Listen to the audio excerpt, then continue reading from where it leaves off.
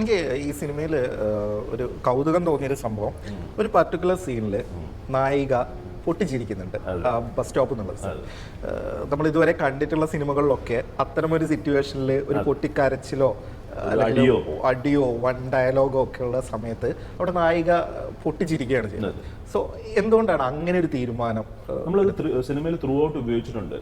നമ്മൾ audience expect ചെയ്യുന്ന ഒരു റെസ്പോൺസ് കൊടുക്കാതിരിക്കുമ്പോഴാണ് അവരെ അത് കൂടുതൽ എക്സൈറ്റ് ചെയ്യിപ്പിക്കുകയും ചിന്തിപ്പിക്കുകയും ചെയ്യുന്നത്. അപ്പൊ അവിടെ നമുക്കറിയാം ഓഡിയൻസ്, കാരണം ഞാനൊരു ഓഡിയൻസ് ആയതുകൊണ്ട് തന്നെ നമ്മൾ എഴുതാൻ നേരത്ത് നമ്മുടെ ഫസ്റ്റ് ഇൻസ്റ്റിങ്ക്റ്റ് എന്ന് പറഞ്ഞാൽ ഉളടിക്കുന്നു, അവള് അല്ലെങ്കിൽ തകർന്നു പോകുന്നു, ഈ സാധനം നമ്മുടെ ഫസ്റ്റ് ഇൻസ്റ്റിങ്ക്റ്റ് ആണ്. ആ ഫസ്റ്റ് ഇൻസ്റ്റിങ്ക്റ്റ് ആയിരിക്കും ഓഡിയൻസിനും ഉണ്ടാവുന്നത്.